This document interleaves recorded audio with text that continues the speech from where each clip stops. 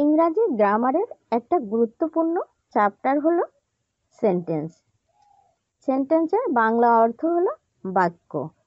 আজ আমরা শিখব সেন্টেন্স কাকে বলে, সেন্টেন্স কত প্রকার ও কি কি, সংজ্ঞাসহ উদাহরণ। সেন্টেন্স বা বাক্য কাকে বলে? দুই বা ততোধিক শব্দ সমষ্টি বা ওয়ার্ড একত্রে মিলিত হয়ে বক্তার মনের ভাব সম্পূর্ণরূপে প্রকাশ করলেই তাকে সেন্টেন্স বা বাক্য বলা হয়। অথবা যে শব্দ বা শব্দ সমষ্টি দ্বারা সম্পূর্ণ অর্থ প্রকাশ পায় এবং যা সাধারণত কর্তা এবং ক্রিয়া দ্বারা গঠিত তাকে সেন্টেন্স বা বাক্য বলা হয়। এখানে আমরা দুইটা সংজ্ঞা উল্লেখ করেছি, এখান থেকে তোমরা যে কোনো একটা সংজ্ঞা পড়লেই হবে।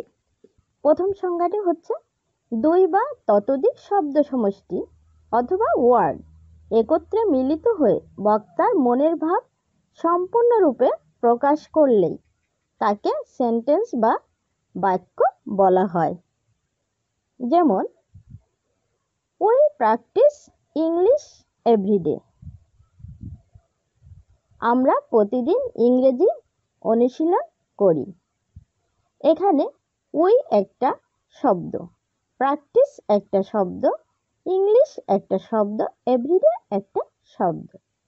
এই শব্দগুলো একত্রিত হয়ে মনের ভাব সম্পূর্ণরূপে প্রকাশ করেছে। বেসিক্যালি একটি সেন্টেন্সে মূলত দুটি অংশ থাকে, যেমন সাবজেক্ট এবং প্রেডিকেট। সাবজেক্ট কাকে বলে? যে ব্যক্তি বা বস্তু সম্পর্কে কোনো কিছু বলা বা লেখা হয় তাকে সাবজেক্ট বা কর্তা বলে। প্রেডিকেট যা সাবজেক্ট বা কর্তা সম্পর্কে বলে বা করে বা লিখে তাকে প্রেডিকেট বলা হয়। কাইন্ডস অফ সেন্টেন্স, সেন্টেন্সের প্রকারভেদ। There are 5 categories of sentence according to their meaning and function. These are অর্থ এবং কার্যাবলী অনুসারে বাক্যে 5টি শ্রেণী রয়েছে। এগুলো হলো assertive sentence, interrogative sentence, imperative sentence, optative sentence, exclamatory sentence. Assertive sentence অর্থ বর্ণনামূলক বাক্য। ইন্টারগেটিভ সেন্টেন্স অর্থ প্রশ্নবোধক বাক্য। ইম্পারেটিভ সেন্টেন্স অর্থ অনুজ্ঞাসূচক বাক্য। অপটাটিভ সেন্টেন্স অর্থ প্রার্থনাসূচক বাক্য। এক্সক্লেমেটরি সেন্টেন্স অর্থ বিস্ময়সূচক বাক্য। অর্থাৎ সেন্টেন্স 5 প্রকার: assertive sentence, interrogative sentence, imperative sentence, optative sentence, exclamatory sentence. Assertive sentence কাকে বলে? যে সেন্টেন্স দ্বারা কোনো কিছুর বর্ণনা বা বিবৃতি প্রকাশ করে তাকে অ্যাসার্টিভ সেন্টেন্স বলে। যেমন, হি রিডস দ্য বুক, তিনি বইটি পড়েন। একটি সাধারণ বিবৃতিমূলক বাক্য এবং অ্যাফার্মেটিভ বা হ্যাঁ সূচক বাক্য। এখানে হি হচ্ছে সাবজেক্ট, রিড হলো ভার্ব এবং দ্য বুক হচ্ছে অবজেক্ট। এখন উপরে দেওয়া প্যাটার্নের সাথে খুব সহজে মিলে যাচ্ছে। হি রিডস দ্য বুক, তিনি বইটি পড়েন। ইন্টারগেটিভ সেন্টেন্স প্রশ্নবোধক বাক্য। যে সেন্টেন্স দ্বারা কোনো প্রশ্ন করা হয় অথবা কোনো কিছুর প্রত্যুত্তর পাওয়ার উদ্দেশ্যে জিজ্ঞেস করা হয় তখন তাকে ইন্টারগেটিভ সেন্টেন্স বলে। যেমন ডু ইউ নিড সাম মানি, তোমার কি কিছু টাকা লাগবে? ইজ হি ইয়োর ব্রাদার, সে কি তোমার ভাই? শুড আই কল ইউ, আমি কি তোমাকে ফোন করব?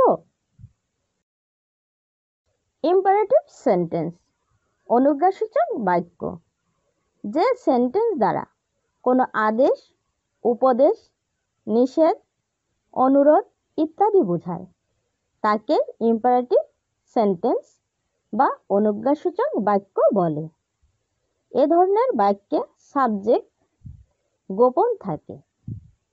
যেমন ডু ইট কুইকলি, তাড়াতাড়ি করো। নেভার টেল এ লাই, কখনো মিথ্যা বলবে না। Please give me a pen, দয়া করে আমাকে একটা কলম দাও।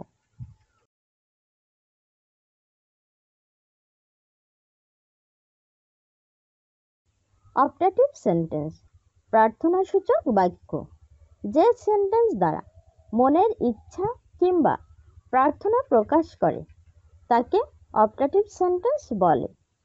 বেশিরভাগ অপটেটিভ সেন্টেন্সে মে ব্যবহৃত হয়, তবে কিছু কিছু ক্ষেত্রে ব্যতিক্রম আছে। যেমন may Allah help you to overcome all the obstacles, Allah আপনাকে সকল বাধা অতিক্রম করতে সাহায্য করুন। May you be happy in your future life, তোমার ভবিষ্যৎ জীবনে সুখী হও। লিভ লং আওয়ার প্রেসিডেন্ট, দীর্ঘজীবী হন আমাদের রাষ্ট্রপতি। এখানে সর্বশেষ উদাহরণটির দিকে তাকালেই বুঝতে পারবেন যে মে ছাড়াও অপটেটিভ সেন্টেন্স হয়, তাই এটা সবসময় বাধ্যতামূলক নয় যে অপটেটিভ সেন্টেন্সের শুরুতেই মে থাকতেই হবে।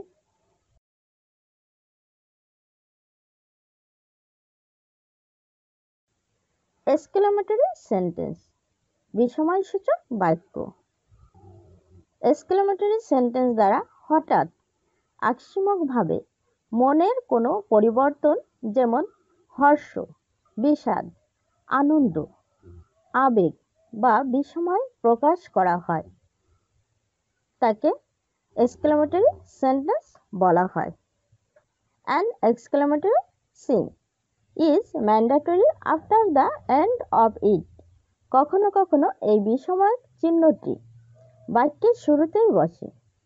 কোনো বাক্য যদি অ্যালাস, ব্রাভো, আহ ও হুররে ইত্যাদি দিয়ে শুরু হয়, তাহলে এই শব্দগুলোর পরই বিস্ময়সূচক চিহ্ন বসাতে হয়। যেমন hurray we have won the game, hurray আমরা খেলা জিতে গেছি। হোয়াট এ বিউটিফুল সিন, কি সুন্দর দৃশ্য। Alas you have failed in English, হাই তুমি ইংরেজিতে ফেল করেছ।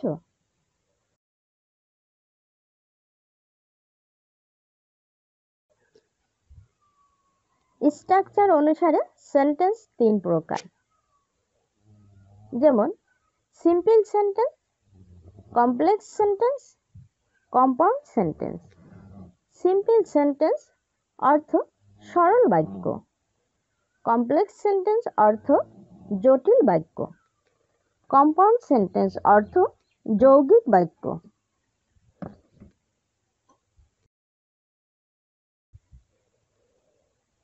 সিম্পল সেন্টেন্স বা সরল বাক্য কাকে বলে? যে সকল বাক্যে একটি মাত্র সাবজেক্ট অথবা একটি মাত্র অবজেক্ট এবং একটি মাত্র সমাপিকা ক্রিয়া ইনফিনিটিভ ভার্ব থাকে তাকে সিম্পল সেন্টেন্স বা সরল বাক্য বলে। Structure subject plus finite verb plus complement. Example, Cox's Bazar is the largest sea beach in the world. Cox's Bazar বিশ্বের বৃহত্তম সমুদ্র সৈকত। She wrote an application to the principal. সে অধ্যক্ষের কাছে একটি আবেদন লিখছিল। Bangladesh is a developing country. Bangladesh একটি উন্নয়নশীল দেশ। এখানে প্রত্যেকটি উদাহরণে একটি করে সাবজেক্ট এবং একটি করে সমাপিকা ক্রিয়া আছে।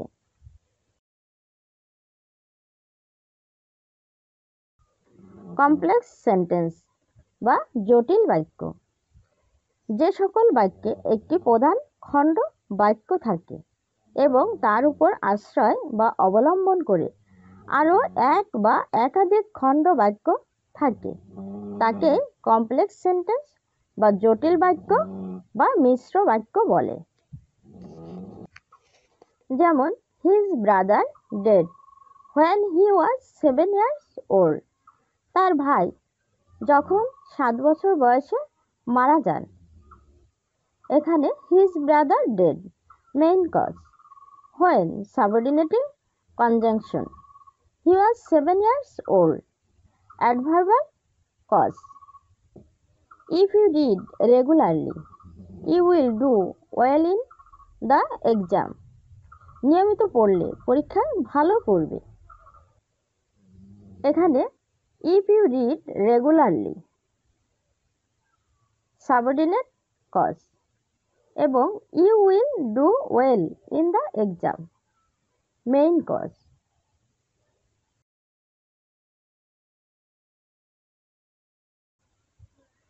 কম্পাউন্ড সেন্টেন্স বা যৌগিক বাক্য।